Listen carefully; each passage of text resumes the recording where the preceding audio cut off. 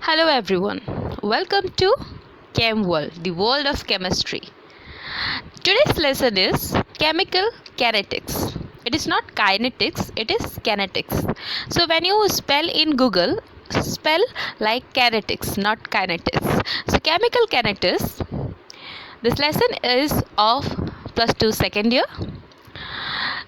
This lesson is consist of branch of chemistry and all the things we will study today. Before going to the lesson, I would like to thank all the subscribers, and this video is of request. Miss Lakshmi, she has requested me yesterday that please ma'am go through the chemical kinetics topic, and I hope she would like this video and understand the topic. So तो हम चलते हैं chemical kinetics पे. Branch of chemistry which deals with the study of rates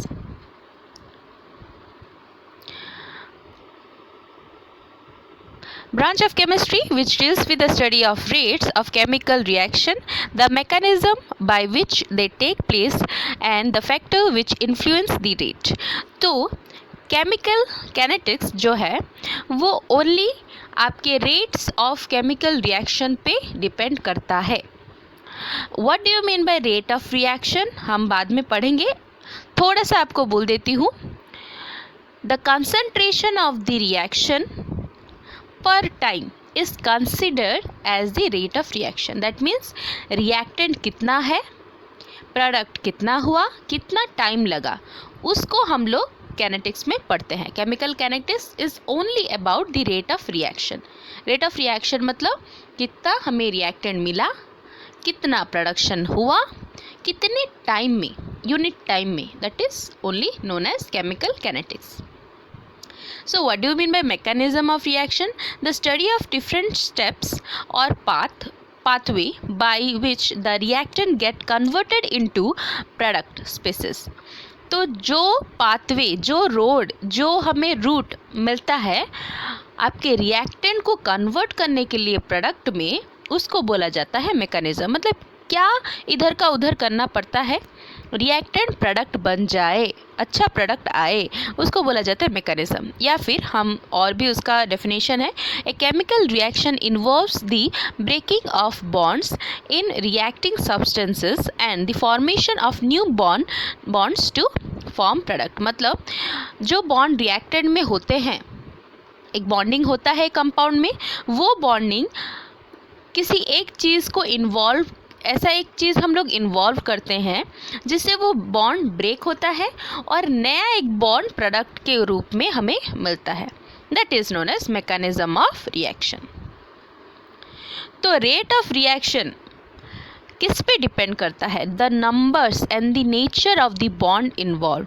मतलब bond strong है. देखिए, अगर strong bond है रिएक्टेंट में तो उसको तोड़ने के लिए हमें ज़्यादा एनर्जीज चाहिए. वही एनर्जीज जब टूटेंगे तो उसका प्रोडक्ट अलग से निकलेगा. अगर वीकर बॉन्ड है, जल्दी टूट जाएगा, जल्दी हमें प्रोडक्ट मिलेगा और हो सकता है ज़्यादा भी प्रोडक्ट मिले. तो उसका हम लोग देखेंगे नेक्स्ट हमारे रेट ऑफ रिएक्शन किस पे डिपेंड करते हैं वो वीडियोस में है. तो नेक्स्ट हम पढ़ेंगे वो चीज़. लेकिन इतना याद रखिए, हमारा रेट ऑफ रिएक्शन मतलब रिएक्शन का जितना भी रिएक्टेंट दिया जाता है उसका प्रोडक्ट उसके रिएक्टेंट के बॉन्ड पे आधारित होता है. नेक्स्ट, केमिकल कैनेटिक्स हमें क्या सिखाता है और क्या देता है हमें? Flexibility of chemical reaction. मतलब आपका थर्मोडायनेमिक प्रोडक्ट ज़ीरो अगर है then it is flexible. That means constant pressure and temperature रहेगा. वो क्या देता है? केमिकल इक्विलिब्रियम देता है. What do you mean by equilibrium? मतलब reactant is equal to product, वो हमें दिखाता है. और रेट, स्पीड ऑफ रिएक्शन भी दिखाता है कि कितना स्पीड ऑफ रिएक्शन है. स्पीड मतलब अगर प्रोडक्ट जल्दी आ गया तो हमारा रेट ऑफ रिएक्शन क्या हुआ? जल्दी हो रहा है. अगर हमारा प्रोडक्ट देरी में आया तो वो रेट ऑफ रिएक्शन क्या हो रहा है? स्लो हो रहा है. सो कितने टाइप के रिएक्शन होते हैं? There are normally 3 types of reaction. एक रिएक्शन ऐसा जो कि फास्टली हमें प्रोडक्ट दे देता है, दूसरा थोड़ा टाइम लेता है, क्यों टाइम लेता है? क्योंकि वो नॉर्मली रिवर्सिबल रिएक्शंस होते हैं और कुछ रिएक्शंस होते हैं जो कि बहुत स्लो है, वो स्टेप स्लो ले लेके प्रोडक्शन होते हैं। तो पहला वाला है इंस्टेंटेनियस रिएक्शन। अच्छा, what do you mean bye instant? Instant का मीनिंग होता है रैपिड या फिर जल्दी हो जाना। तो रिएक्शन इंस्टेंटेनियस रिएक्शन में आप देख सकते हो रिएक्शन कंप्लीटेड एट वंस, एक ही बार में रफा दफा कर देना वो रिएक्शन को। जैसे कि हमें सोडियम क्लोराइड पहला वाला रिएक्शन में ली हूँ, देखिए sodium chloride plus silver nitrate, इसमें क्या हुआ, सोडियम नाइट्रेट फॉर्मेशन हो जाएगा और एक प्रेसिपिटेट फॉर्मेशन होगा, दैट इज सिल्वर क्लोराइड, एक ही स्टेप में ओवर। नेक्स्ट हमारा पोटेशियम पर magnet plus sulphuric acid plus ferrous sulphate, अगर हम रिएक्शन करते हैं तो यहाँ पे डीकलराइजेशन ऑफ एसिडिफाइड पोटेशियम पर मैग्नेट होता है, किसकी वजह से, फेरस सल्फेट के साथ मिलने के वजह से। तो यहाँ पे प्रोडक्ट आता है potassium sulphate, manganese sulphate, ferrous sulphate and your water, एक ही स्टेप में कंप्लीट। नेक्स्ट वैसे ही एसिड बेस रिएक्शन होता है, that is sodium hydroxide plus your hydrochloric acid, हमें मिलता है salt plus water. Acid base जब भी रिएक्शन होता है सॉल्ट प्लस वाटर फॉर्मेशन देता है, तो सोडियम क्लोराइड प्लस वाटर। सो ये है इंस्टेंट, मतलब इंस्टेंट मतलब अभी, जैसे मैगी होता है इंस्टेंट मैगी, तो वैसे ही इंस्टेंट मतलब अभी के अभी रिजल्ट आपको मिल जाएंगे। और एक रिएक्शन है that is moderate reaction. What do you mean bye moderate? मतलब थोड़ा सा स्लो होता है, इंस्टेंट से थोड़ा सा स्लो होता है, लेकिन वो इतना भी स्लो नहीं होता कि रिएक्शन नहीं हो पाता, लेकिन हमें थोड़ा उसका माप करके देना पड़ेगा। जैसे कि हमें ज़्यादा तीखा खाना है तो हमें करी तो बनता सेम है, मेज़रेबल करी कब बनता है, जब हमारा सारा चीज़ इक्वल हो, जैसे मसाले इक्वल हो, वेजिटेबल्स इक्वल हो, हर एक चीज़ इक्वल हो, तो फिर उसको बोला जाता है आपका मेज़रेबल करी। ठीक है, अगर हमें स्पाइसी चाहिए तो थोड़ा स्पाइस ज़्यादा हम देते हैं, चिली पाउडर ज़्यादा डालते हैं, वैसे ही हमारा ये रिएक्शन भी टेक प्लेस करता है। डोंट माइंड, मैं नॉर्मल डेलीहुड चीज़ें आपको बताती हूँ ताकि आपको याद रहे, it is like funny way कि आप इसको याद रख पाए। तो मेज़रेबल रेट्स, हमें उतना ही क्वांटिटी लेना है, हमें अगर इक्वल हमें प्रोडक्ट चाहिए तो देखिए यहाँ उसको भी बोला जाता है मॉडरेट रिएक्शन। मॉडरेट होना, मॉडरेट मतलब लिबरल होना, ठीक है। जैसे कि हमें इथाइल एसीटेट, यहाँ पे हाइड्रोलिसिस प्रोसेस, तीनों के तीनों हाइड्रोलिसिस प्रोसेस है, सॉरी दोनों के दोनों हाइड्रोलिसिस प्रोसेस है, और नेक्स्ट वाला डिकम्पोजिशन प्रोसेस है। तो हाइड्रोलिसिस प्रोसेस मतलब एडिशन ऑफ हाइड्रोजन, याद रखना, हाइड्रोलिसिस मतलब एडिशन ऑफ हाइड्रोजन। तो यहाँ पे एडिशन ऑफ हाइड्रोजन किया गया है, इथाइल एसीटेट को सोडियम हाइड्रोक्साइड के साथ रिएक्शन दिया गया है और हमें मिला है sodium acetate plus ethyl alcohol. तो यहाँ पे हाइड्रोलिसिस किसको किया गया, इथाइल एसीटेट को सोडियम हाइड्रोक्साइड के साथ, तो हमें ये प्रोडक्ट मिल गया मेजरेबल। नेक्स्ट, अगर हम सुक्रोज को वाटर के साथ मिलाएं, वहाँ पे हाइड्रोलिसिस ऑफ सुक्रोज होता है और हमें ग्लूकोज प्लस फ्रुक्टोज मिलता है। दिस इज ऑल्सो मेजरेबल, मतलब जितना दिया गया उतना मिला। नेक्स्ट यहाँ पे देखिए decomposition of hydrogen peroxide. Hydrogen peroxide को जब हम हीट करते हैं तो हमें मिलता है वाटर प्लस ऑक्सीजन। सो हमें कोई चीज़ यूटिलाइज करने की नहीं पड़ी, ना ही हमें कोई चीज़ लॉस हुआ है, that means energy is neither is not been utilise, neither it is utilise nor it is been, ना कि बाहर आया है, nor it is given out. तो इसी चीज़ में मॉडरेट रिएक्शन बोला जाता है, मतलब जितना दिया गया मेज़र करके उतना दिया गया उतना हमें मिल गया। इंस्टेंट का मतलब जैसे ही देना वैसे प्रोडक्ट आ जाना, ठीक है, दोनों में फ़र्क है। और एक है स्लो रिएक्शन, मतलब धीरे धीरे होना, जैसे कि हमारा ग्रीन टी है, हम अगर पानी में डाल देते हैं 2 मिनट तक वेट करना पड़ता है ताकि उसका लीव्स जो है उसका एसेंस छोड़े और हमें ग्रीन टी मिले, वैसे ही स्लो रिएक्शन मतलब ये रिएक्शन धीरे धीरे स्टेप बाय स्टेप होगा। जैसे कि फॉर एग्जांपल हम एक नील लेंगे, नील मतलब एक कील, और कील को जो है हम लोग उसको पानी में डुबो देंगे और कुछ दिन तक रहता है जब नील, तब वो ब्राउन कलर का रस्ट प्रोडक्शन करता है। तो उसको वो कितना दिन लेता है, तुरंत थोड़ी ना रस्ट फॉर्मेशन हो जाता है। या फिर कोई बर्तन है तो उसको अगर हम कुछ दिन रख देंगे, आयरन का बर्तन है तो उसको कुछ दिन रखने के बाद वो रस्ट हो जाता है, ब्राउन कलर का कुछ रस्टिंग वहाँ पे लग जाता है। तो वो तुरंत नहीं होता, कुछ समय के बाद होता है, उसको बोलते हैं slow reaction. Reaction which takes longer time to complete, तो लॉन्गर टाइम जो लेता है उसी को हम लोग स्लो रिएक्शन बोलते हैं। एग्जाम्पल यहाँ पे रस्टिंग का एक है, दूसरा है फिक्सेशन ऑफ एटमॉस्फेयर नाइट्रोजन। यहाँ एटमॉस्फेयर नाइट्रोजन अगर हमें चाहिए तो उसको फिक्सेशन कैसे कर सकते हैं, मतलब उसको एटमॉस्फेयर से लाके हम लोग लेबोरेटरी में कैसे रखते हैं, अगर उस चीज़ को हम ध्यान दें। देखिए नाइट्रोजन N2 प्लस ऑक्सीजन उसमें इन्वॉल्व किया जाता है, पास किया जाता है, ताकि हमें नाइट्रस ऑक्साइड मिले। नाइट्रस ऑक्साइड क्या होता है, वापस ऑक्सीजन के साथ मिलाया जाता है, हमें नाइट्रोजन डाइऑक्साइड मिलता है। आपको याद होगा लास्ट वीडियो में मैंने बोला था भी कि carbon dioxide, carbon plus oxygen, एक वीडियो में मैंने ये छोड़ा भी था। तो कार्बन प्लस ऑक्सीजन जो है कार्बन डाइऑक्साइड लिखते हैं, लेकिन वो दो प्रोसेस होता है। जब भी कोई गैस ऑक्सीजन के साथ मिलता है तो वो डबल प्रोसीजर अपनाता है डाइऑक्साइड के लिए। नेक्स्ट वही हम नाइट्रोजन डाइऑक्साइड को पानी में मिलाएंगे तो हमें मिलेगा नाइट्रिक एसिड, और नाइट्रिक एसिड को nitrous acid and nitric acid को हम लोग ऑक्सीजन के साथ मिलाएंगे और उसका प्रोडक्शन होगा आपका नाइट्रिक एसिड। ये नाइट्रिक एसिड हमारा प्योर फॉर्म है, तो वो नाइट्रिक एसिड हम लैब में हम लोग यूज़ कर सकते हैं। फॉर एग्जांपल मैंने लिया है कैल्शियम कार्बोनेट। कैल्शियम कार्बोनेट को नाइट्रिक एसिड में अगर हम डालें तो हमें प्रोडक्शन मिलेगा calcium nitrate plus water plus carbon dioxide, जो कि एवोपरेट होगा। तो 3 प्रकार के रिएक्शन हैं, तो हम यहाँ पे देख भी लेते हैं द डिफरेंस। अच्छा, क्या डिफरेंस है मैंने आपको बताया भी था रेट ऑफ रिएक्शन जब मैंने बोला। The difference in rate is due to bond energy of the reactant and product species. तो बॉन्ड को देख के ही, जैसे कि यहाँ पे एग्जांपल देखिए Fe2 plus -C gives rise to Fe3 plus. यहाँ पे बॉन्ड नहीं है तो क्विकली ये ब्रेक हो गया और क्विकली ये एक इलेक्ट्रॉन अपने आप में ले लिया और वो फेरस से फेरिक हो गया। लेकिन यहाँ पे देखिए COO माइनस, एक बॉन्ड है COO माइनस, तो यहाँ पे 2 इलेक्ट्रॉन अगर आप एक्सेप्ट करते हो तो भी यहाँ पे स्लो प्रोसीजर होगा क्योंकि बॉन्ड यहाँ पे ब्रेकेज है। तो next is rate of reaction. Rate of reaction मैंने आपको बोला था कि द क्वांटिटी जितना हम रिएक्टेंट में लेते हैं उतना प्रोडक्ट में हमें मिलना चाहिए, उसको बोला जाता है, और यूनिट टाइम में उसको बोला जाता है रेट ऑफ रिएक्शन।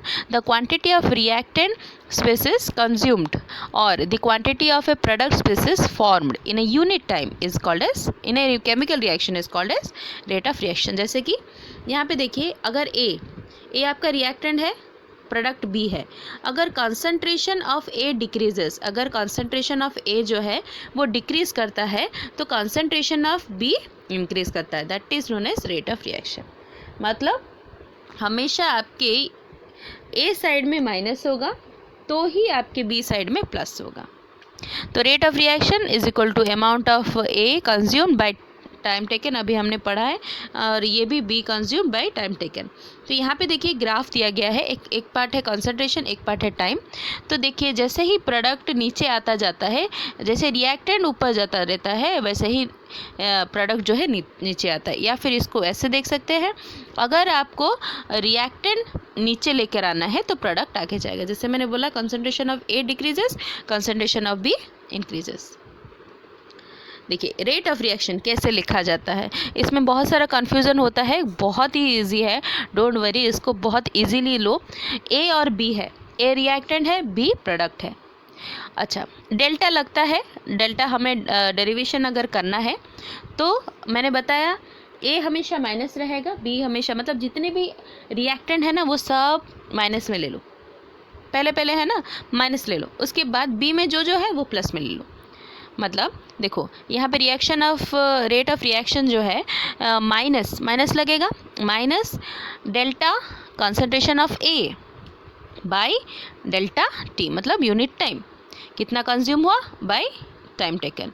यहाँ पे देखो प्लस वही डेल्टा कंसंट्रेशन ऑफ B कितना आपका क्वांटिटी लगा है बाय यूनिट टाइम। तो यहाँ पे देखो delta T, delta concentration of A मतलब क्या है, इनिशियल में कितना लिया गया, फाइनल में कितना आया, इनिशियल माइनस फाइनल। और हमें डेल्टा टी का भी पता है, फाइनल माइनस इनिशियल। तो for every mole of A reacts, अगर एक मोल ए रिएक्ट करता है तो एक मोल बी फॉर्म पक्का से पक्का होगा, ठीक है।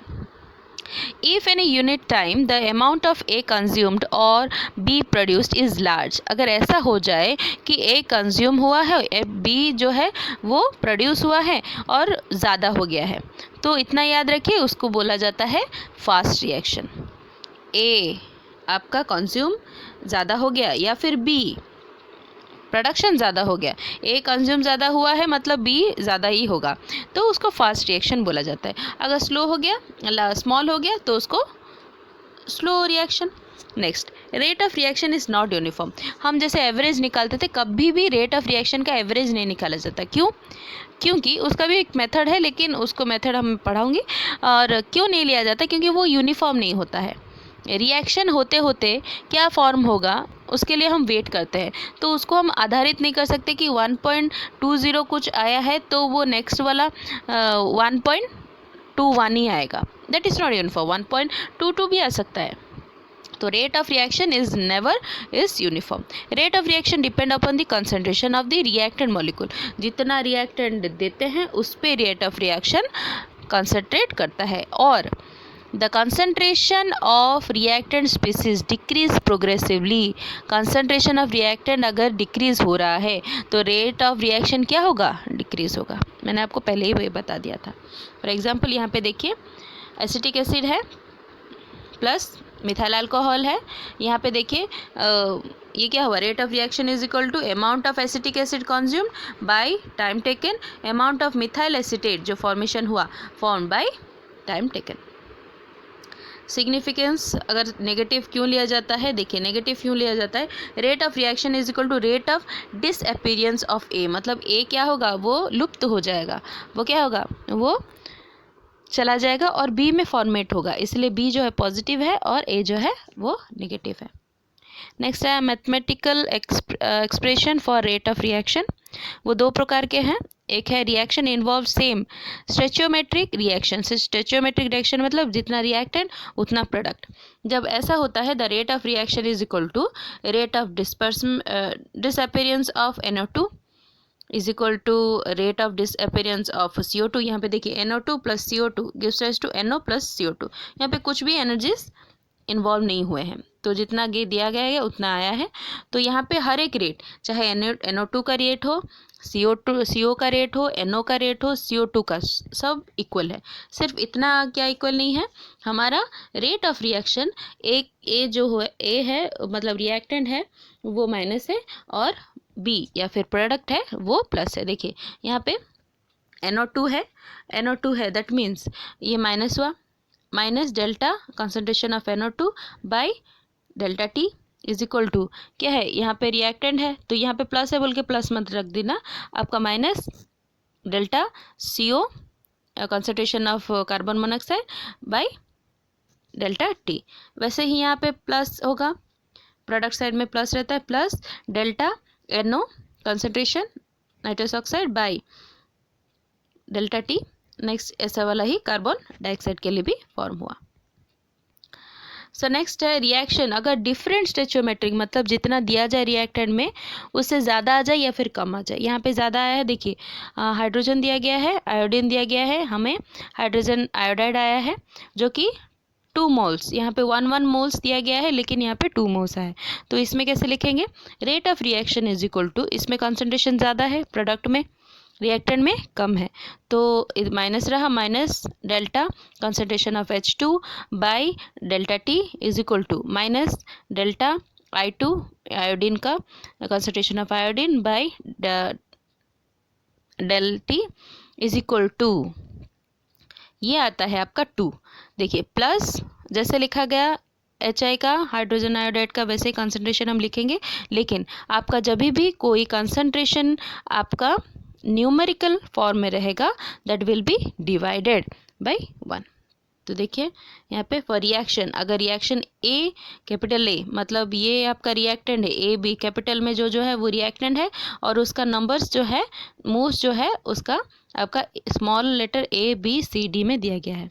तो rate of reaction is equal to, अगर वो ए है तो -1/a, इधर देखिए 1 -1/b plus rate of reaction में सिर्फ -1/a -1/b और +1/c +1/d लगा देना है।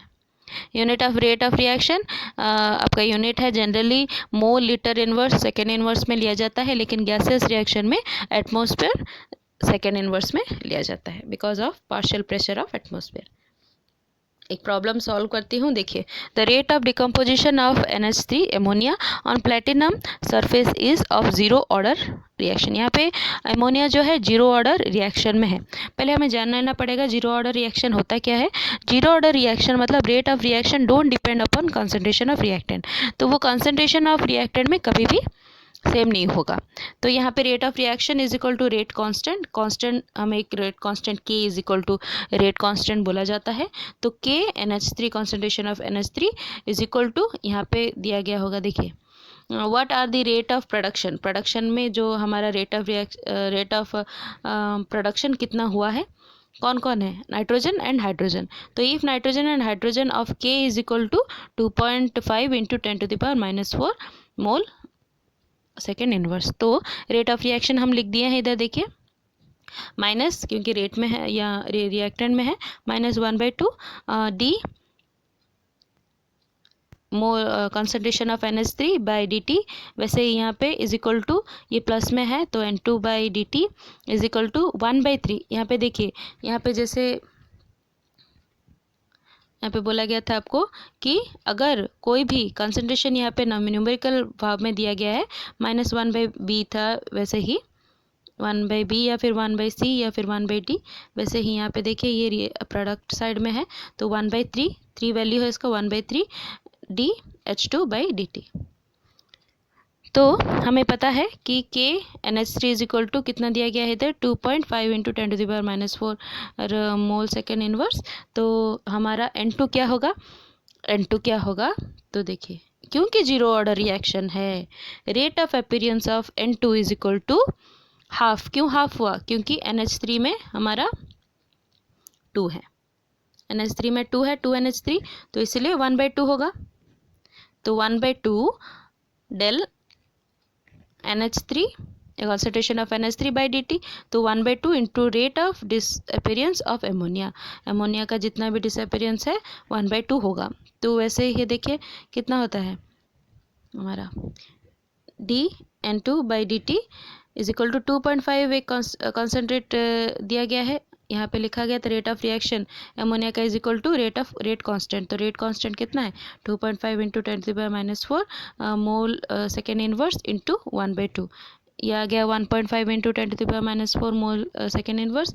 और एक है आपका हाइड्रोजन का वही same rate of appearance of H2 क्या होगा 3/2। क्यों लगा गया, क्योंकि NH3 में आपका कंसंट्रेशन 1/2 है, तो हाइड्रोजन का 3 है, तो 1/2/3 is equal to 3/2 into rate of dispersion of ammonia या फिर रेट कांस्टेंट। तो रेट कांस्टेंट कितना है 2.5 × 10⁻⁴ इंटू 3/2, तो आया आपका 3.75 × 10⁻⁴ metre second inverse. So this is all about the lesson. तो ये अगर क्लियर हो जाए तो नेक्स्ट हम लोग होगा। तो प्लीज़ आप अगर कुछ भी क्वेरीज है you can write in the comment section, I will be replying.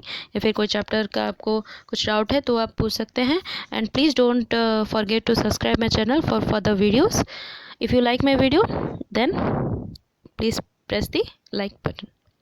Thank you, have a nice day.